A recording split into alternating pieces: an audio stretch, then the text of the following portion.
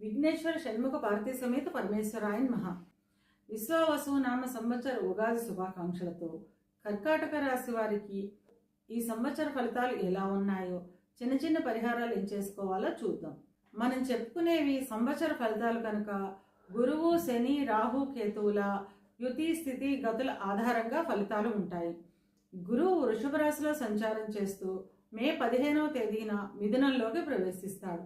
శని మీనంలో సంచారం చేస్తున్నాడు. రాహు మీనంలో సంచారం చేస్తూ మే 18వ తేదీన కుంభంలోకి ప్రవేశిస్తాడు. కన్యలో సంచరిస్తున్న కేతువు మే 18వ తేదీన సింహంలోకి ప్రవేశిస్తాడు. ఈ గ్రహస్థితిని ఆధారంగా చేసుకుని కర్కాటక రాశి వారికి విశ్వావసునామ సంవత్సర ఫలితాలు ఎలా ఉన్నాయో చిన్న చిన్న పరిహారాలు ఏం చేసుకోవాలో చూద్దాం. పునర్వసు 4వ పాదము, పుష్యమి 1, 2, 3, 4 పాదాలు, ఆశ్లేష 1, 2, 3, 4 పాదాలు కలిపి కర్కాటక రాశిలో ఉంటాయి. కర్కాటక రాశికి అధిపతి చంద్రుడు. ఈ సంవత్సరం కర్కాటక రాశి వారికి ఆదాయం 8, వ్యయం 2, రాజ్యపూజ్యం 7, అవమానం 3. కర్కాటక రాశి వారికి ఈ సంవత్సరం మిశ్రమ ఫలితాలు ఉంటాయి. ధన ఆదాయం బాగానే ఉంటుంది, అంతకు మించిన ధన వ్యయం కూడా ఉంటుంది. గృహంలో వివాహాది శుభకార్యాలు ఉంటాయి. చిన్న చిన్న అనారోగ్య సమస్యలు ఉంటాయి. అయినప్పటికీ శారీరకంగా, మానసికంగా ఆనందంగా, ఆహ్లాదంగా ఉంటుంది. స్త్రీ దేవతారాధన అత్యంత శుభ ఫలితాలను ఇస్తుంది. ఇక విద్యార్థుల విషయానికి వస్తే విద్యార్థులకు ఈ సంవత్సరం అనుకూలత తక్కువగా ఉంటుంది. శ్రమకు తగిన గుర్తింపు లభించదు. విద్య నిమిత్తం అధిక ధన వ్యయం చేస్తారు కనుక నిరాసక్తత అధికంగా ఉంటుంది. గణపతిని గరికతో పూజించడం ద్వారా ఈ ఇబ్బందిని తగ్గించుకోవచ్చును. విదేశాలకు వెళ్లే విద్యార్థులకు ఈ సంవత్సరం మొదట్లో అనుకూలంగానే ఉంటుంది. ఉద్యోగ ప్రయత్నం చేసేవారికి అధిక వాయిదాలు పడే అవకాశం ఉంటుంది. అంతేకాకుండా ఉద్యోగ ప్రయత్నం చేసే సమయంలో ఆర్థిక మోసాలకు గురి అయ్యే అవకాశం కూడా ఉంటుంది.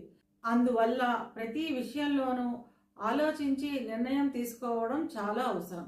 ఉద్యోగం చేస్తున్న వారికి కార్యాలయాల్లో సంతృప్తి తక్కువగా ఉంటుంది. ఒక్కొక్క సమయంలో చేయని తప్పులకు కూడా ఫలితం అనుభవించాల్సిన అవసరం ఉంటుంది. అపవాదులు, అపార్థాలను ఎదుర్కోవాల్సిన అవసరం ఉంటుంది. మానసిక అశాంతి అధికమవుతుంది. నరసింహస్వామిని పూజించడం ద్వారా ఈ ఇబ్బందిని తగ్గించుకోవచ్చును. విదేశాల్లో ఉద్యోగం చేస్తున్న వారికి సంవత్సరం మొదట్లో అనుకూలంగానే ఉంటుంది. వివాహ ప్రయత్నం చేసేవారికి మొదటి 4 నెలల్లో వివాహం కుదిరే అవకాశం ఉంటుంది. తర్వాత వివాహ ప్రయత్నం చేయదలిచిన వారు గురుగ్రహానికి శాంతి చేయించుకుని ప్రయత్నాలు చేయడం మంచిది.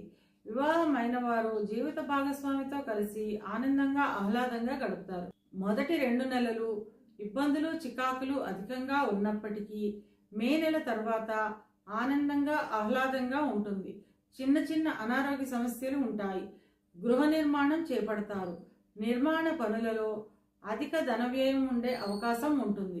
ఇవి కేవలం గోచార ఫలితాలు మాత్రమే.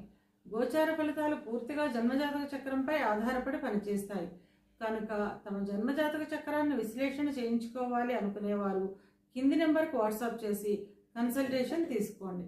కర్కాటక రాశి వారి అనుకూలతను పెంచుకోవడానికి, ప్రతికూలతను తగ్గించుకోవడానికి మంగళవారం రోజున సుబ్రహ్మణ్య స్వామికి అభిషేకం చేయించడం ద్వారా అంతా మంచే జరుగుతుంది.